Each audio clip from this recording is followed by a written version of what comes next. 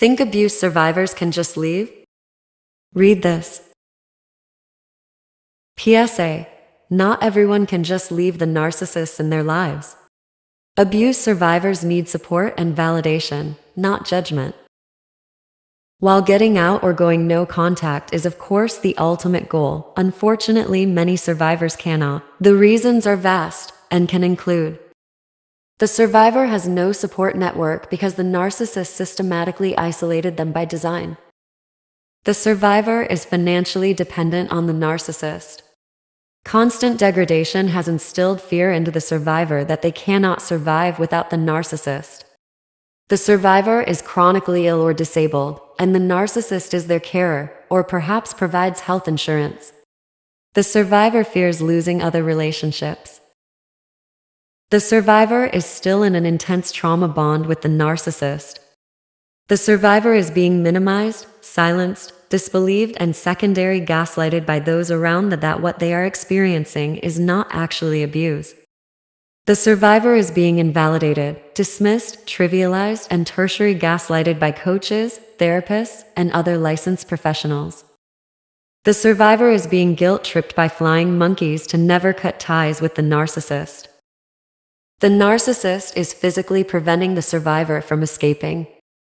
The narcissist has threatened to seek revenge. In cases involving children, the survivor is scared of losing custody and also fears for their safety.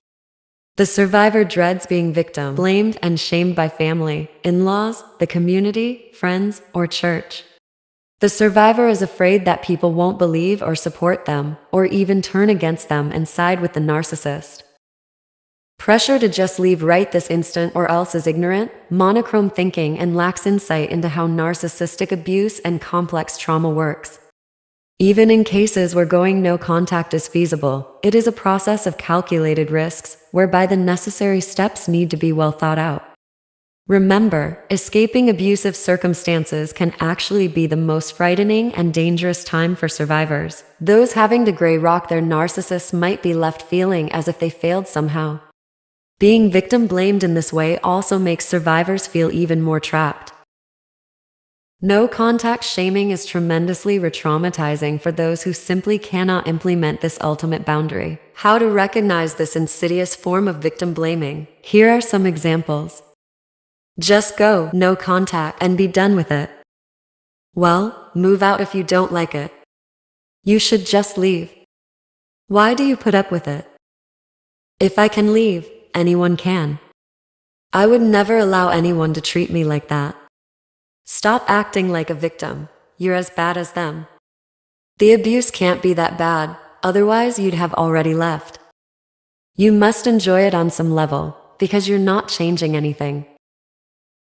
Additionally, victim blaming survivors for being stuck in their abusive circumstances is extremely patronizing because it assumes escaping the narcissist has never even occurred to survivors.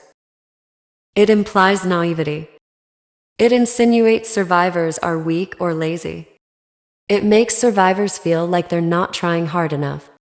It reinforces survivors' negative opinion of themselves and their false beliefs that they are somehow at fault, imagining things, taking everything too seriously, etc. It makes survivors feel even more alone and misunderstood. Shaming survivors for staying also completely fails to take into account that the abuse doesn't always stop after no contact. Many survivors are painfully aware that they will have to remain in contact with narcissists for many years to come, usually because they have children together. To those of you who sincerely want to help fellow abuse survivors, please be considerate when commenting. Think how the gray rockers, especially those who have children with narcissists, feel like they are serving a life sentence. Imagine how upsetting it is for them to see condescending comments that amplify their feelings of failure. Finally, we must never forget that tragically, some abuse victims don't make it out alive. Empathy is needed.